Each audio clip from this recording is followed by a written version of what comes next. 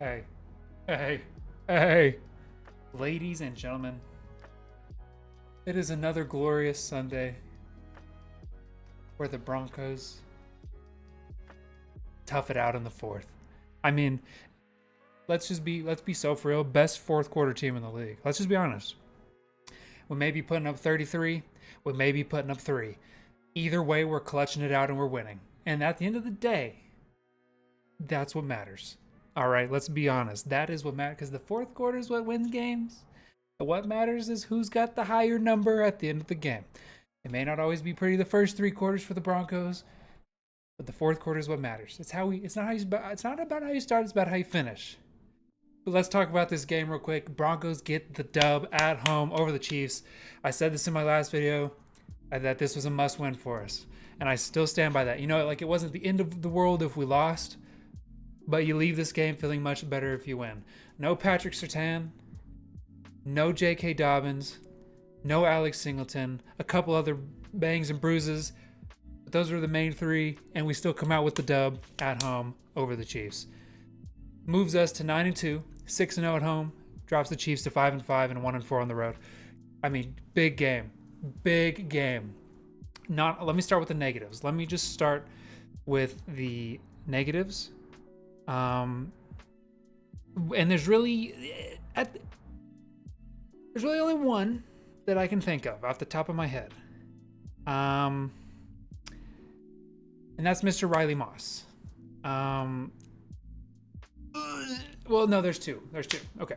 Let's start with the negatives. Let's get those out of the way.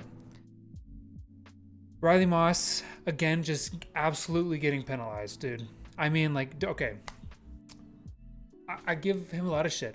On one hand, he's a great quarterback. When you look at his stats, like he's allowing a super low completion percentage. It all looks great on paper. But when you're giving up like 60, 70 yards yourself in penalty yards, I mean, that's an issue. Don't get me wrong. I don't think he had a bad game, all things considered. Like, how many catches I think he was on Rashee Rice most of the game, if I'm not mistaken. And Rashee was held to 6 catches for 38 yards.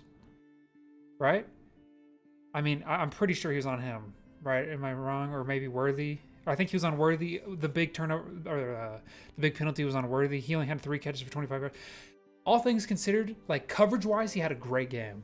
But dude, those penalties, man, like, if like he'd be such a good corner if he would just cut out the penalties, man. Like, I don't have the number right now on how many penalties he had for how many yards, but I at least know that on, I think it was like 2nd or 3rd down, he gave up a 46-yard pass interference penalty that was just so unnecessary. The ball was underthrown.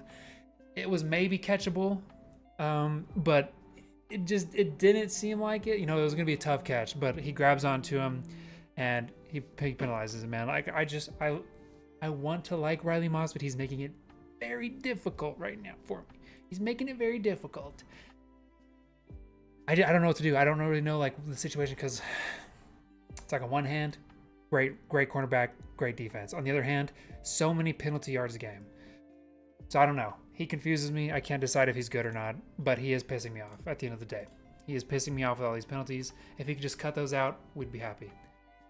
The second negative is just the penalty yards. I mean, we had, let's see, 147 penalty yards we gave up. 147 penalty yards. That's like the second most in the NFL, they said. Like this week, I think. Or ever? The second most this season? I don't remember. They said the second most something. 147 penalty yards, dude. That is insane. We've, like, if we want to be a championship team, we've got to cut out the penalties. I mean, I think this game is not, I mean, this game is probably still close, but I don't think it's 3 points close if we just cut out the penalties. Our defense was doing its job. It was keeping Patrick in check. It was keeping the offense in check. I mean, the only person who really had a good game-ish was Kelsey. Kelsey had 9 catches and a touchdown. But, like, 91 yards. But, like, all things considered, considering it's the Chiefs, we played a great game defensively. You know what I mean? It's just, we got to cut the penalties down. 10 penalties, 147 yards. I mean, we played great. No turnovers. We had 16 first downs. Converted 7 out of 15 on 3rd down. 1 for 5 in the red zone. I mean, obviously that's not great, but like all things considered, it was a great game. We played a great game. Like those are the only 2 negatives I have for this game. Riley Moss and penalties. Really, that's only one because those are kind of 2 in the same. Riley Moss was the one just committing the big penalties. And I mean, the rest of the defense, it was just an ugly game for us penalty wise, but let's get into the positives now. All right, let's get into the positives. First of all, just a dub. We'll take the dub. I mean, we wanted this win because, I mean, okay, let's see. This puts us at 9-2. We're now 2 games in front of the Chargers for first place in the AFC West. 9-2 going into our bye week. We just played 11 games, 11 weeks in a row, 9-2, and those 2 losses are on game-winning field goals. Like, we're 2 field goals away from 11-0. Think about that for a second. 2 field. Let's be so real. Yeah, because the one against the Colts. Let's be so honest. We should be 10-1 right now because that fucking pardon my language. That call that they got to what is it called? The leverage call. And let's be honest, that's BS. I don't think there's been another one called this entire season. And you're telling me that was the one time it happened? Okay, Bucko. We're 2 game-winning field goals away from 11-0. Really, 1 field goal away from 10-1. I mean, like, dude, this is a good team. Like, I know I give this team a lot of shit. I'm a harsh critic with this team. I give a lot of criticism. I can be negative at times. They're finding a way to win games, and at the end of the day, that's what matters. It's not always pretty. Actually, majority of the times, it's ugly. Whether it's a 10-7 win on a Thursday night where the offense looks terrible, or whether it's a 33-point comeback in the 4th, they're winning games. No matter how pretty, no matter how ugly. They're winning the games, and that's what matters. Because guess what? In the playoffs, nobody cares about what the score is. Nobody cares about how it happens. What matters is that you win in the playoffs. So that's what matters at the end of the day. Let's go through the stats real quick. Bo Nix had a decent game. We're happy with this game. You know, it wasn't anything spectacular, wasn't anything flashy. 24 for 37, 64 completion percentage, almost 300 yards, 295 yards. He was averaging 8 yards a pass. He had a 48-yard long, an 89.4 passer rating. Not bad. We'll take that. No turnovers. We didn't have the daily or the every Sunday deep ball Bo Nix pick. We didn't have that this week. Granted, we had a deep ball thrown into double coverage. You don't love to see that. You wish you would cut those out completely, but it wasn't picked. So we'll take it. So Bo Nix had a good game. Again, like I said, nothing flashy, nothing spectacular, but you take it. You take those at the end of the day. Rushing yards, RJ Harvey was our lead back, kind of, sort of. We didn't run too much this game. I mean, he only had 11 carries for 30 yards, so again, nothing spectacular.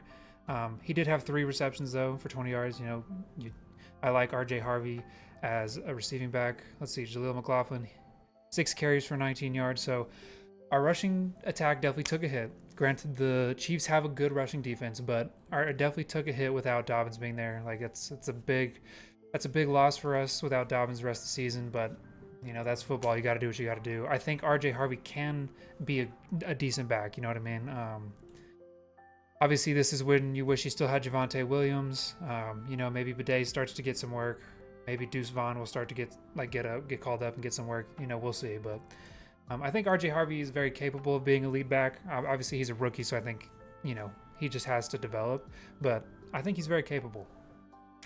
But all things considered, not bad. Receiving, it was kind of a balanced game today.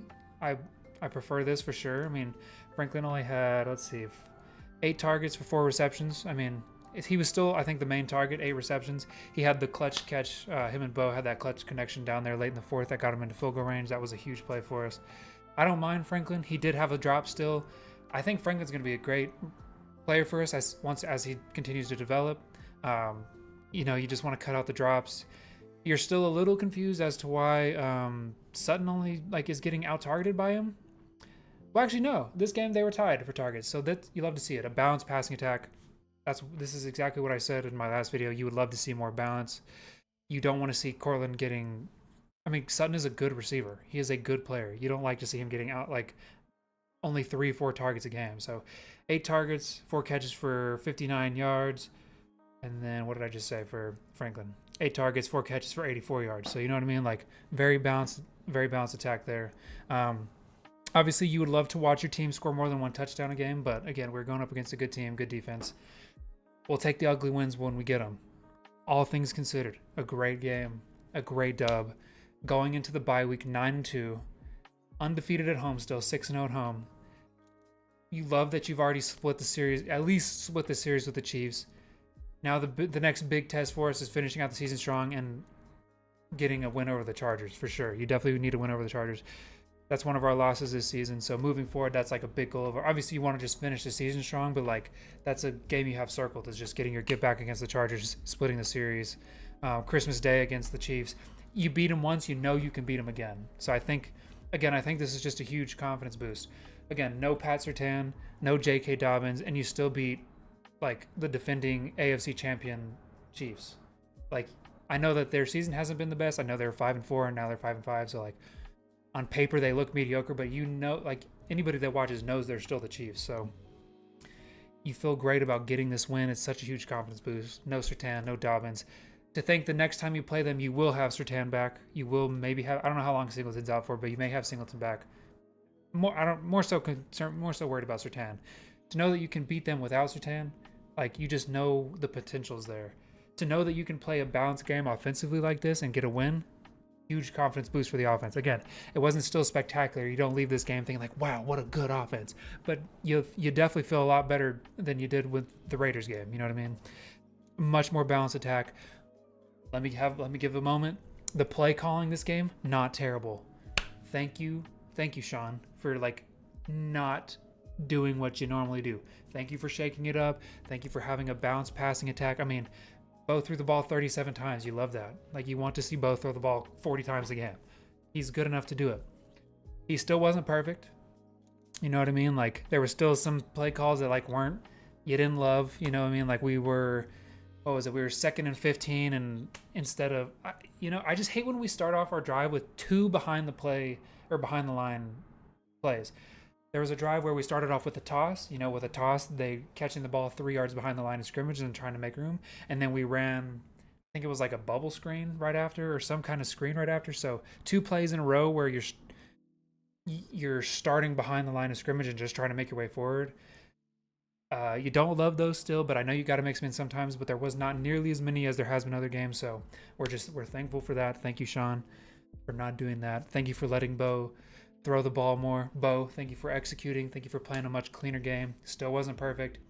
I think he's averaging like almost 1 intentional grounding penalty a game. He keeps doing this thing where he doesn't get out of the box and he throws it in the dirt. I know you're trying not to get sacked, but if you're getting the penalty anyways, then like, you know what I mean? So love to cut that out. But all things considered, man, 9-2. This team is looking great. They're feeling great. That's got to be a huge confidence boost, knowing you can beat the Chiefs, knowing you're going into the bye week 9-2, knowing you're only 5 games away. What, 6 games? How many games do they play? 16, 17, whatever. Six games away from like being at the top of the AFC, being at the top of the AFC West. Like you're sitting in such a great position. Like you're almost guaranteed to make the playoffs now, as long as you finish the season strong. Like it's got to be it's a great feeling as a fan. It's got to be a great feeling as a player. We're so happy with this dub. I mean, anytime you can beat the Chiefs, anytime you can beat a division rival, you're happy. But especially knowing that this increases your odds of the playoffs and hurts their odds of the playoffs, you love that, and you take that whenever you can get it. Did I close my lo-fi? Oh no, there it is. You take that. You know what I mean? So big dub for Broncos Nation, Broncos country. Let's ride. Big dub. So happy.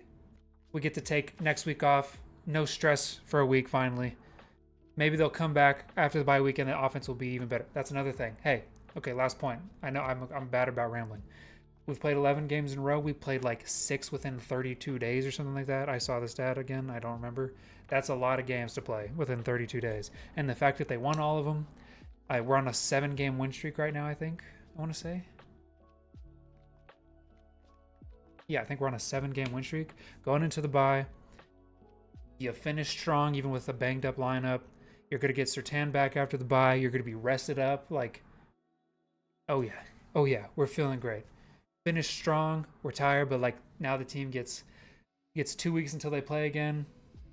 Hey, you're feeling great. And I believe that game is a Sunday night game when they come back, unless it gets flexed out, which it very much could because Jay and Daniels is hurt. The Commanders kind of suck, so it very much could get flexed out. But either way, big dub. We're so happy with that.